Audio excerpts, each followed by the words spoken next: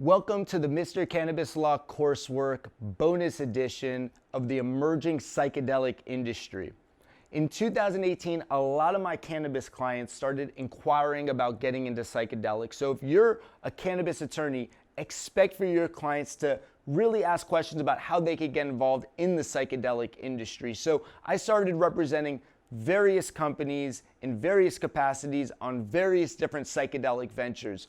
But what I realized in 2019 is that we needed legal reform. We really need legal reform around this. So what I did is I started my own nonprofit, Mr. Psychedelic Law. It's a 501c4 focused on legal reform of psychedelics, and we've drafted bills and resolutions all throughout the country. In fact, we filed a bill in Florida in the last legislative session, and we're planning to file a new bill in this next legislative session. But even though I was doing the legal work and I was doing the advocacy work, I recognized that what this industry really needed was capital to be deployed into it. So in April 2021, I launched my venture capital fund that is deploying capital across the psychedelic ecosystem. So if you're an attorney, lots of different opportunities for you to get involved. This is a brand new industry.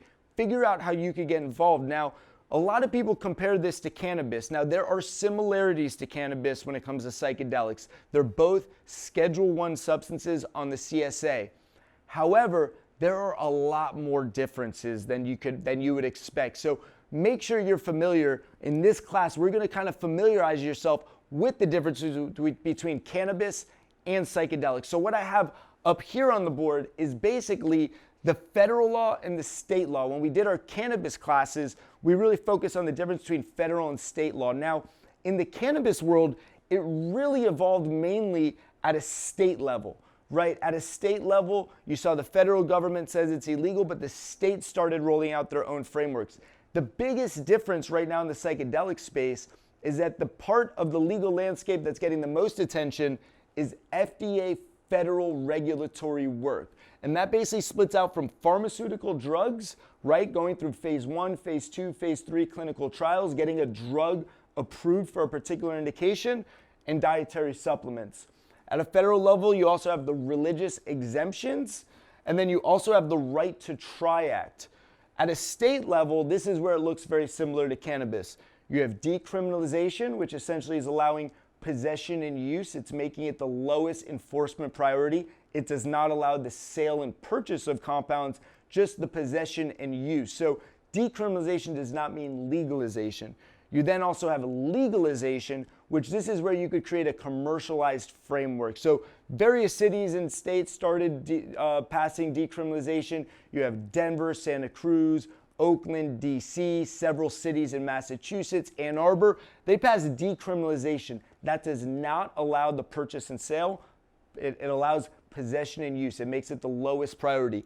Legalization, Oregon through Measure 109 is the first state to pass a commercialized framework here, right? And so right now, Oregon has a 2-year rulemaking period before this commercialized market fully rolls out. What you're also seeing is this new research model, and that's kind of Texas is leading the way with that. In fact, in Florida, the bill we're going to be filing is actually going to be a research bill. And this essentially just allocates resources from the state to research these compounds, right? We're seeing such strong research happening at an FDA level. So this is the states acknowledging that and saying, hey, we need to do some of our own research and gather our own information on this.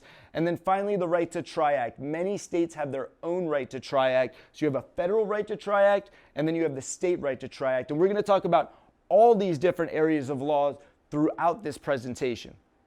What we're going to do is going into this first slide of our presentation, I want to talk about what compounds are considered psychedelic. So there's a long list of psychedelic compounds, everything from psilocybin, MDMA, ayahuasca, DMT, 5-MeO-DMT. Some of these are natural compounds. Some of these are synthetic compounds. LSD, MDMA, those are examples of synthetic compounds. And really what's happening, this is not a science class, but I think it's important that you understand the mechanism of action for why these psychedelic compounds are showing so much efficacy for various mental and behavioral health issues. So there's something called neuroplasticity.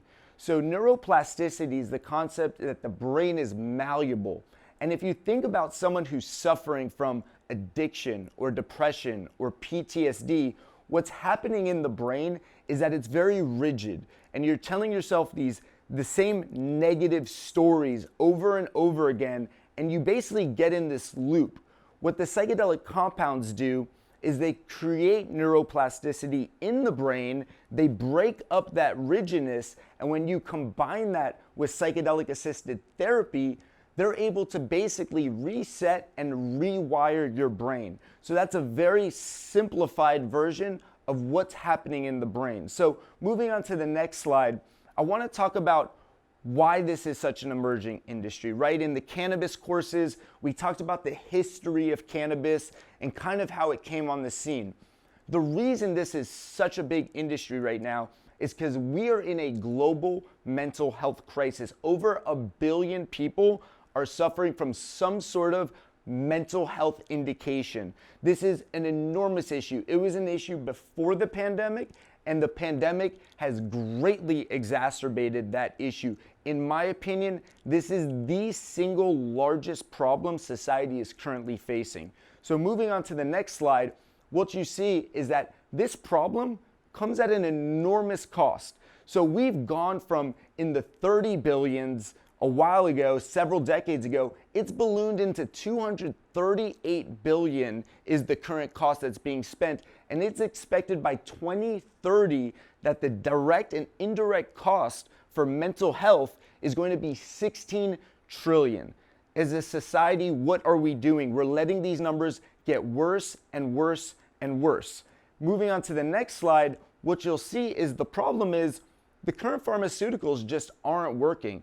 The current SSRIs and the benzos that we've been using are just not working. And you'll see in this slide that the relapse rates are bad. You basically have to take these compounds every single day, and they have horrible side effects. But what's so interesting about this slide, if you look at the right-hand corner of this slide, is that the current pharmaceuticals that are being used for the mental and behavioral health space, there's been little to no innovation for over 30 years.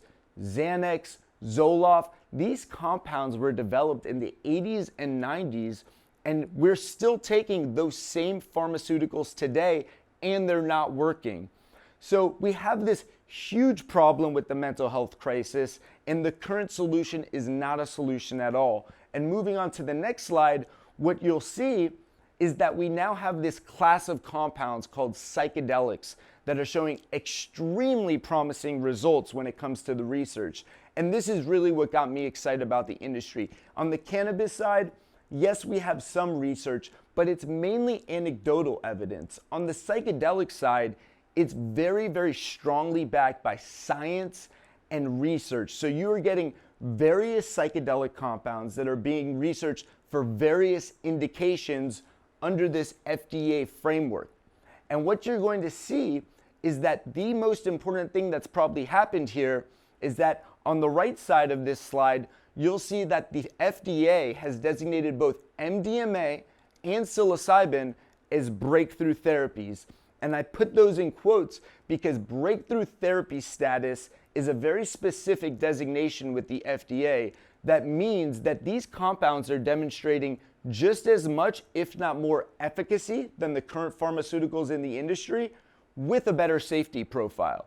So this is extremely important. This isn't just a bunch of hippies saying we like psychedelics for mind expansion. This is the FDA, the agency in the United States that's responsible for basically approving drugs, looking at the preliminary research and designating these compounds as breakthrough therapies. And my expectation is that we are going to see way more psychedelic compounds be designated as breakthrough therapies over the course of the next few years. So moving on to the next slide, what you're going to see is that there's an unbelievably good safety profile for these compounds.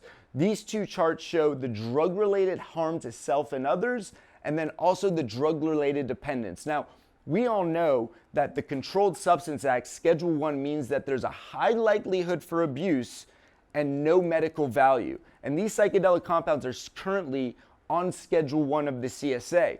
But what these charts are showing is that that makes absolutely no sense. The research does not support that classification. These are numbers. These are not anecdotes. And if you look at these charts, you're going to see cannabis, LSD, ayahuasca, DMT, all these other psychedelic compounds, they are at the very bottom of the chart, meaning that there's not a high likelihood for drug dependence, right? How many people do you know that are addicted to psilocybin or magic mushrooms? Not many. The reality is they're just not highly dependent on substance abuse and other things of that nature. So moving on to the next slide, what you're going to see is some of the different clinical trials that are currently going on. And this is a non-exhaustive list, right? So what happens in the FDA clinical trials is phase 1 is purely about safety.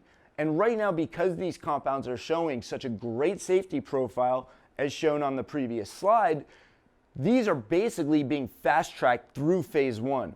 You then get to phase 2, where you're doing a small subset looking at the efficacy, and then phase 3 clinical trials is a much larger demographic focusing on safety and efficacy. So moving on to the next slide, what you're going to see is that there's different compounds that are at different points in clinical trials. Ketamine is actually the only psychedelic FDA approved compound. So ketamine, because it's FDA approved, is actually a Schedule 3 compound on the CSA, and it is allowed to be prescribed by doctors. So what we're seeing now is an explosion of ketamine clinics opening up. And essentially what they're doing is ketamine was approved as an anesthetic. So when you go through FDA drug approval, you basically get it approved for a particular indication. But what happens is many doctors use a lot of these pharmaceutical compounds for other indications. That's called off-label use. If you are using a compound for an indication that was not approved by the FDA, that's called off-label use. It's allowed for doctors. So there's nothing wrong with off-label use. In fact, over 20% of prescriptions are being used off-label. So even though ketamine has been approved as an anesthetic, what has happened is doctors are recognizing that ketamine combined with psychedelic-assisted therapy has profound impacts on various mental and behavioral health indications. So these doctors are doing ketamine psychedelic-assisted therapy in their ketamine clinics today. That is happening today. Now, we also have MDMA. MDMA is probably going to be the first psychedelic compound after ketamine to be FDA approved. MDMA currently, as we stand today, is in phase 3 clinical trials. I expect that it will probably be FDA approved and commercialized probably by the end of 2023. And the results they're getting with MDMA are tremendous. The last research they came out with for these phase 3 clinical trials showed that 2/3 of people with PTSD, after going through the MDMA protocol, showed no signs of being clinically having PTSD after 1 year. That's tremendous. Over 2/3 of the people that were tested showed no signs of PTSD after going through the MDMA protocol. And once again, MDMA has been designated as a breakthrough therapy. Psilocybin, there's actually 2 phase 2s going on for psilocybin. One is for treatment-resistant depression. The other is for major depressive disorder. Psilocybin, like we mentioned, has also been designated as a breakthrough therapy. My expectation is that psilocybin will be FDA approved by the end of either 2024 or 2025. And what's unique about this FDA approval process is that the FDA is approving these under what's called a REM. A REM is a risk evaluation mitigation strategy. And what the FDA is requiring is that these compounds are administered at the clinic. So whereas in the cannabis space, you have to go to a dispensary, you buy your cannabis, you go and you take it home, right? And you're actually required in most states to consume your cannabis in private. Similarly, for most of the SSRIs and the benzos right now, when you get prescribed Zoloft, you go to your pharmacy, you pick it up at the pharmacy, and you take it at home.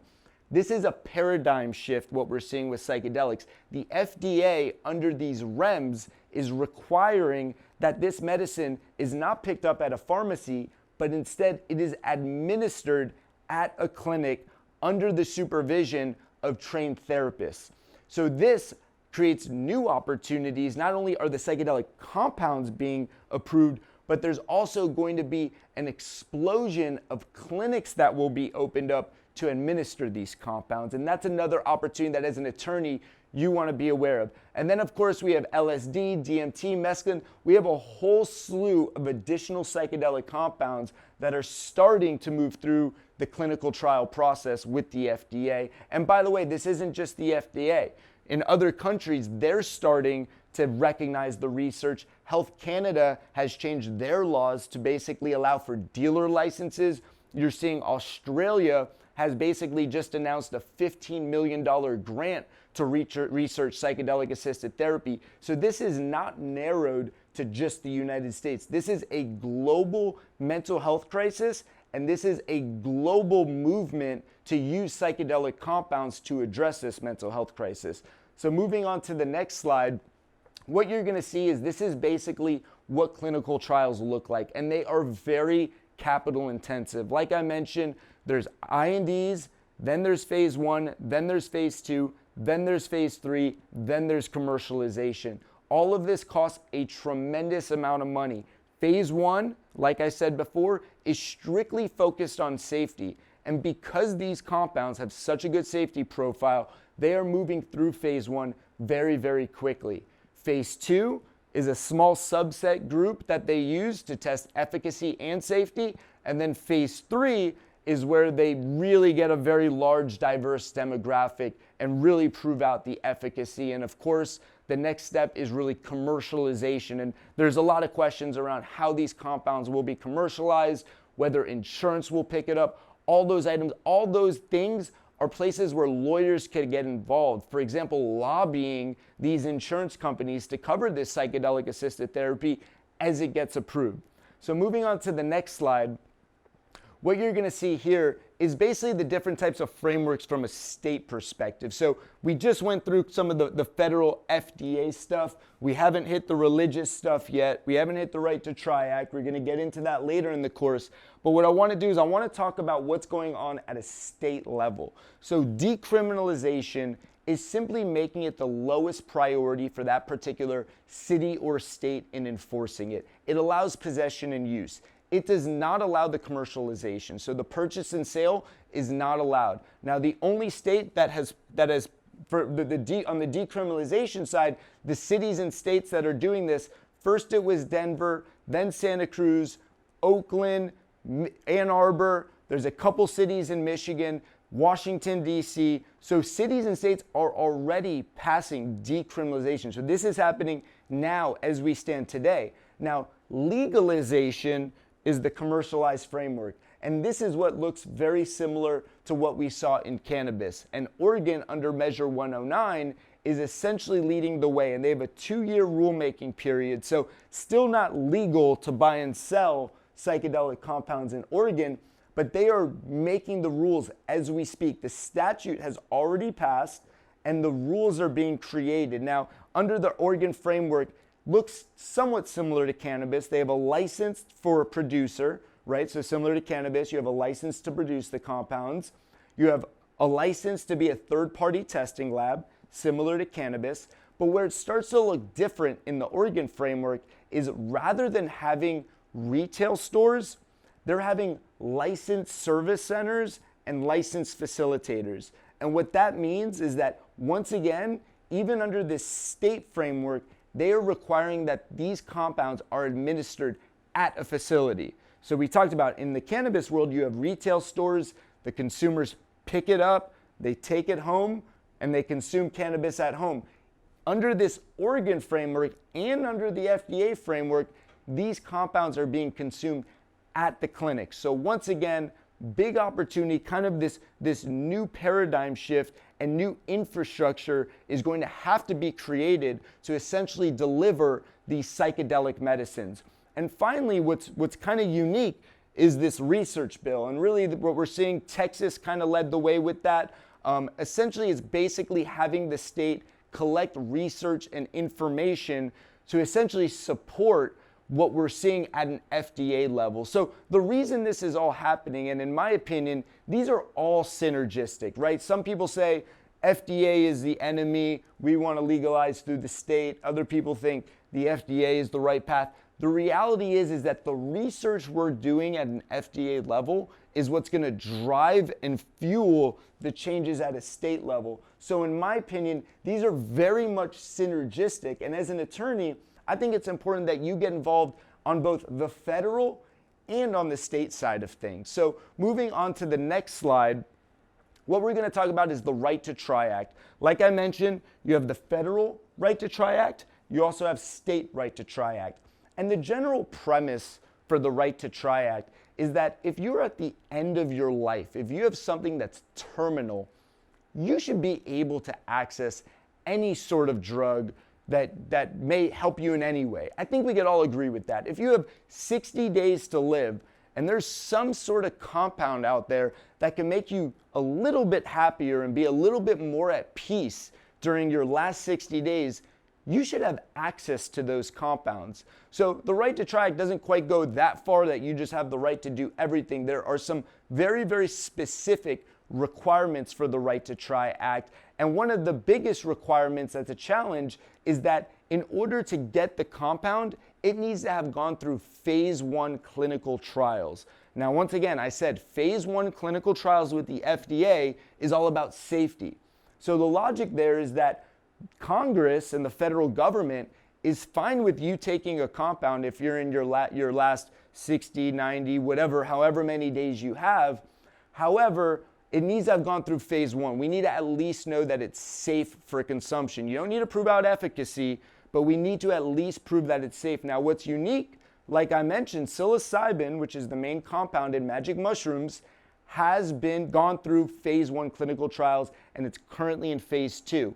So under the Right to Try Act, some of these terminally ill patients should be able to get this psilocybin. However, the only way they could access psilocybin is through the sponsor of those phase 2 clinical trials, which right now it's USONA and Compass Pathway. Unfortunately, USONA and Compass Pathway are not willing to provide psilocybin outside of the clinical trials that they're doing. So really, even though we have this Right to Try Act, even though psilocybin could potentially be accessed under the Right to Try Act since it's gone through phase 1 clinical trials, still people who are suffering, who want some help from this depression that they're encountering during this end of their life, they still can't access these compounds. And there's actually been a court case that has been filed in the Ninth Circuit around the Right to Try Act. So this is an evolving space, and it's very, very important you pay attention to it and you understand that there's a federal Right to Try Act, and then many of the states have also passed their own Right to Try Act. So moving on to the next slide. This is where we get into the religious exemptions, and this is a very gray, complicated area. It really requires probably a 2-hour course in and of itself. So we are going to give it a very high level summary of what's going on at a federal level on the religious exemption. So basically what the concept is here is that the very first amendment of our Constitution allows us the right to practice our religion. That's the premise. We all should be allowed to practice our religion, right?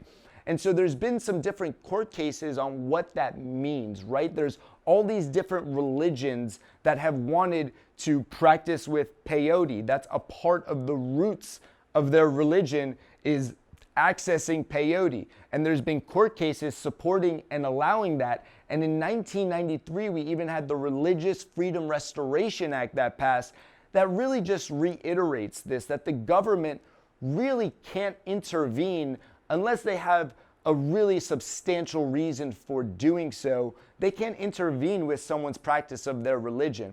So there's been several court cases. We outlined them in the slides. I would definitely take a look at them. One of the big ones is Gonzalez, where they were trying to export ayahuasca for religious purposes, and the court actually sided with the religion and essentially allowed them to export that ayahuasca. So moving on to the next slide, what's been developing, because this has become really such a hot topic lately, the DEA has come out with some guidelines, and they've been amended multiple times, and in November 2020 they were amended as well. And the DEA is requiring various things that need to be submitted to them if you want to claim that you are practicing a religion and using Schedule I compounds. And I list the items that you need to put on there, but what's important is that you need to show the DEA that this is at the root of your religion. Essentially, you need these compounds, right? You need them to practice your religion. You can't live without them. This is your religion. This is what you believe in, and you need them. But one of the other requirements in there is that while you're submitting this application to the DEA, you cannot practice your religion. So you're in this paradox, right? You need to prove to the DEA that you need these compounds to practice your religion, but at the same time, you're supposed to stop using these compounds while the DEA is taking their time reviewing your application. It simply does not make sense. The DEA guidelines simply do not make sense. So what you're seeing is you're seeing a lot of churches basically opening up, whether they're churches of ayahuasca, churches of peyote, whatever they might be. They're filing themselves as a 508c1, and they're creating their own statement of beliefs to basically show that these compounds are an integral part of their religion. So if you're looking to work with clients, and I'm getting literally calls every week on people that want to start churches. It's a very complex area of law and extremely gray. So it's very, very important that you really get very familiar with the evolving legal landscape when it comes to these religious exemptions. So moving on to the next slide, what we're going to talk about here is the development of the psychedelic industry and the investment areas. We're going to show basically the value chain, and the value chain is big, way bigger than most people expect. So at the bottom left-hand corner, we have consumer products, and a lot of these are actually non-psychedelic mushrooms that are legal. So we're seeing this explosion in what people are calling functional mushrooms or adaptogens. These are basically mushrooms that do not have a psychedelic effect. You could compare this kind of to what happened in the CBD space, right? So if you take the cannabis plant and you take out the psychedelic portion of it, the delta-9 THC, what you're left with is a bunch of non-psychoactive compounds, and essentially that's how the CBD industry emerged as a health and wellness product. We're seeing the same thing happening in the psychedelic space, where you find mushrooms that don't have psilocybin or any psychoactive effects, and they are not a Schedule I substance. You could actually sell these compounds as foods or dietary supplements. Now, in other countries such as the Netherlands, you're also seeing a consumer market basically arise really with psychedelic compounds. But right now in the United States, the consumer product side is mainly on the functional mushroom, non-psychedelic mushroom side of things. Now, you also have drug development and different delivery systems. Now, this is where you're talking about FDA stuff, right? So if you're an attorney, you need to be familiar with FDA law. Patents are becoming very, very important. We're going to talk about that in some other slides.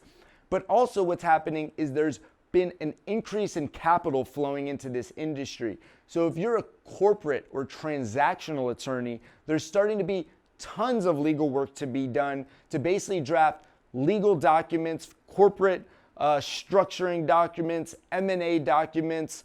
There's an explosion of companies going public on the CSE or the NEO. There's over 50 companies that are psychedelic companies that are currently public on the Canadian exchange. And there's about 4 or 5 companies that are actually right now public on the NASDAQ. So if you're a securities attorney, a corporate attorney, a transactional attorney, there are opportunities for you all throughout this space. Now, supply and manufacturing, what's important to understand here is that these drug development companies that are the sponsors of taking these compounds through clinical trials with the FDA, they need to get the drugs from somewhere, right? The drug development companies aren't the ones who are supplying these compounds. Most of these companies that are supplying the psychedelic APIs, the active pharmaceutical ingredients, are coming out of Canada. Canada recently had various changes to their laws, and they are basically making it more easy to access what's called a dealer license in Canada so that you could produce APIs.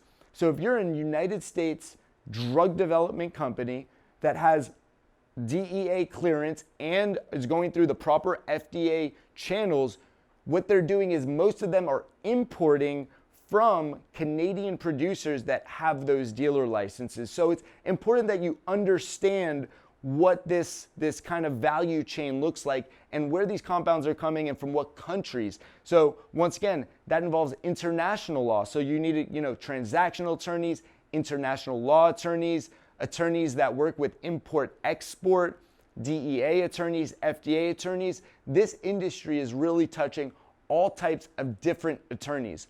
Now, you also have the digital infrastructure, right? You have different media platforms that are starting to open up to basically capture the psychedelic audience. So lots of different legal implications there, right? You need to make sure that these media platforms aren't advocating for the illegal use of these compounds, but instead are just providing information and coverage on the industry. Also, copyright issues, patent issues, trademark issues, plenty of legal stuff when it comes to the digital infrastructure. And lastly is the clinics and the administration of these compounds. I referenced that under the FDA, these are being approved under REMS that require them to be administered at a clinic. Under the Oregon Measure 109, they're required to be administered at a licensed service center. So this area is really focused on the administration of these compounds, and various legal issues need to be considered if you were planning to help clinics. By the way, currently today, like I mentioned, there are ketamine clinics. So as a lawyer, you should be very familiar with the laws around ketamine and what it takes, what kind of licenses you need to administer ketamine at your clinic, what type of staffing you need. Different states have different laws on who could actually administer ketamine through IV or IM, so you need to be very familiar with what those staffing requirements are.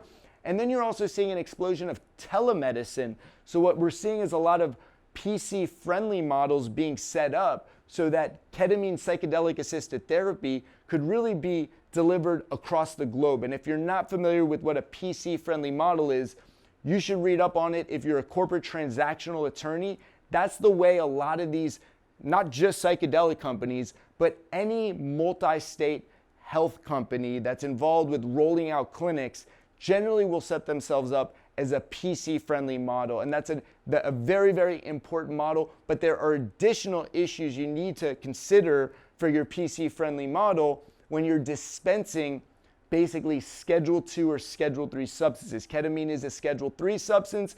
Hopefully when MDMA is approved, it will probably be rescheduled to Schedule 3, and same thing with psilocybin. But there are very specific rules you need to comply with when you're dealing with a clinic that is not only prescribing, but also administering these compounds. So the point of this slide is that there is a huge value chain. This value chain is going to continue to be developed, and at each point within this value chain, there are tremendous opportunities for attorneys. So moving on to the next slide.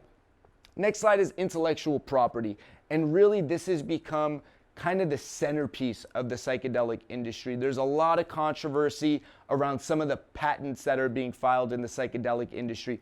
For example, Compass Pathway, I referenced earlier, they are in phase 2 clinical trials with psilocybin, and they have basically filed very, very, very broad patents around basically the composition of matter for psilocybin. Now, you cannot patent a natural compound. So no one could own psilocybin or peyote or DMT or any of these other naturally occurring psychedelic compounds. In order to get a patent through, it needs to be novel and non-obvious.